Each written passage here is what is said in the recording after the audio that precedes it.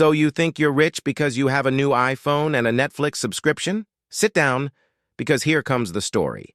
While you're paying for an air fryer in 12 interest-free installments, there are billionaires out there buying yachts the size of a floating Walmart. And not just any yacht, my friend. We're talking about those things with helipads, IMAX theaters, heated pools overlooking nothing, and a crew larger than the population of some Kansas cities. But wait, the funny part isn't the yacht. The funny part is that the guy buys this nautical monstrosity and suddenly completely forgets how reality works.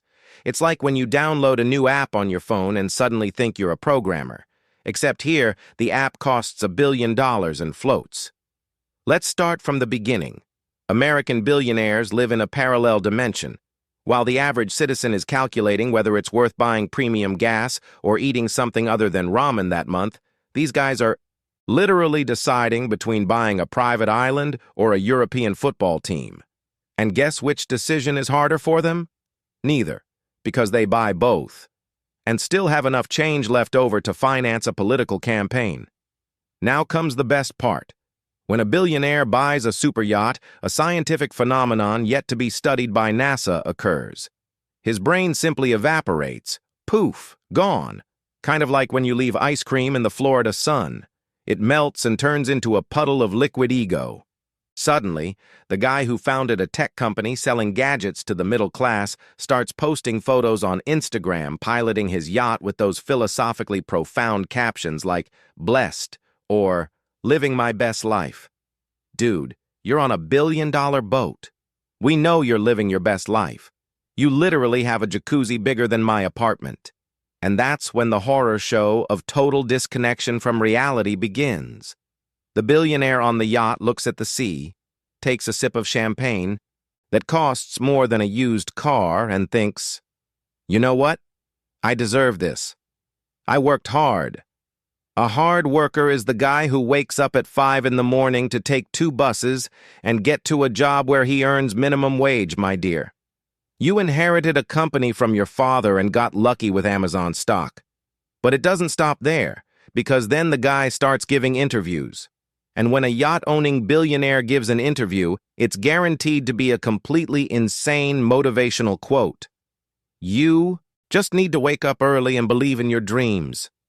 Sure, Jeff. I'll wake up at 4 in the morning, believe really hard, and suddenly $1 billion will appear in my account. I forgot that reality works like Pokemon. I just need to believe enough and evolve to the next level.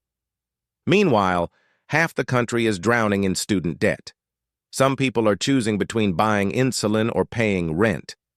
Some families are living in trailers because houses have become a luxury. But the billionaire is really worried about whether his personal chef will be able to make that authentic Italian risotto at sea. Priorities, you know? And here's the delicious irony. These same guys love to talk about meritocracy. Oh, anyone can be a billionaire if they work hard enough. Seriously? Because I know a nurse who works 3 shifts in a row saving lives and still hasn't bought even a jet ski, let alone a yacht. It must be because she didn't wake up early enough, right? Or maybe because the system is designed to keep billionaires billionaires and workers working until they die. But let's talk about the yacht itself, this marvel of ego-driven engineering. First, nobody needs a $1 billion yacht. Nobody. Not even if you were Aquaman.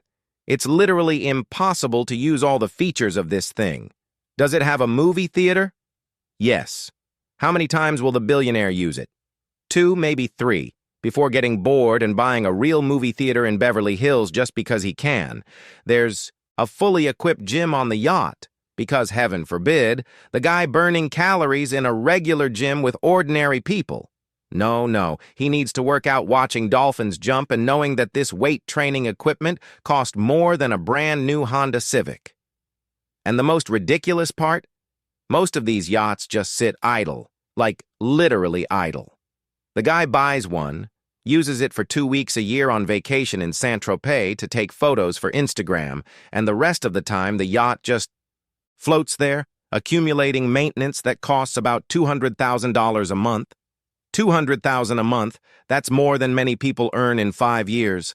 But it's all good, Because the billionaire needs to be sure that when he decides to take a spontaneous cruise to the Caribbean, the yacht will be there, ready, polished, with chilled champagne. Now let's talk about the social side effects of all this madness. Because when a billionaire buys a giant yacht and loses all sense of proportion, he doesn't just stay quiet in his corner. No, he starts influencing politics. Suddenly, the guy is financing a senator's campaign, buying newspapers, deciding which candidate will win the election. And you know what these bought politicians advocate for? Exactly. Lower taxes for billionaires. Because poor billionaire, right? How will he survive if he pays fair taxes? He'll have to sell his fifth yacht. What a tragedy. Meanwhile, teachers earn peanuts. Firefighters earn peanuts. Paramedics, peanuts, but what about the guy who bought a boat that consumes more fuel than a small town? He needs tax breaks. It makes perfect sense. If you didn't understand the logic, congratulations, you still have common sense. And there's more. These yacht-owning billionaires love to portray themselves as philanthropists. Oh, I donated $10 million to charity. Great, champion. You have $80 billion. $10 million to you is like me donating 10 cents. And you even get tax exemption for it, and hero treatment, and a feature in Forbes. Meanwhile, there are teachers using their own salaries to buy school supplies for their students, and nobody writes anything about it. Let's do the math quickly, just to give you some perspective. $1 billion. If you earned $100,000 a year, which is already a salary well above the American average, you would need to work 10,000 years to accumulate $1 billion. 10,000 years. Humanity didn't even exist in that form 10,000 years ago. We were hunting mammoths with rocks, and even so, the billionaire thinks he deserves 1,000 times more than that. And he spends it on a boat. On a boat. But the worst thing isn't even the absurd inequality. The worst thing is the arrogance. The audacity to look at the camera from the deck of the yacht and say, "You can do it too. You just need discipline." Discipline. As if the secret were simply waking up early and not being born into a rich family, inheriting a company, receiving millions in loans from daddy, having connections with Wall Street, and riding the tech bubble at the right time. The average American works more hours than anyone in any other developed country. More hours. And they're getting poorer. Because while productivity has increased by 300% in recent decades, wages have remained practically stagnant. Guess where all that money went? Spoiler alert, it's floating in the Mediterranean with a helipad. And look at the mental gymnastics society does to justify this. Ah, but he created jobs. He did, but he pays miserable wages. Ah, but he innovated. He innovated by selling everyone's personal data without permission. Ah, but he took risks. What risk? The risk that if the business fails, he'll go back to being just a millionaire instead of a billionaire? How scary. Quick comparison. A teacher who shapes future generations earns about $50,000 a year. A yacht billionaire earns that much while sleeping. Literally. His money earns more in interest while he snores than an average worker earns in an entire year working 40 hours a week. And now the best part. After buying the yacht and demonstrating a complete disconnect from reality, the billionaire decides to help. So he creates a foundation, which uses his money to fund projects that will eventually make him even richer, or fund research to colonize Mars. Because the problem isn't people starving on Earth. The problem is that we still don't have a mansion on Mars. Priorities. There's a billionaire who literally said he wants to die on Mars. Man, there are people who want to die with dignity here on Earth and can't because their health insurance doesn't cover it. But this guy wants to spend billions to die on a planet without oxygen. Makes sense.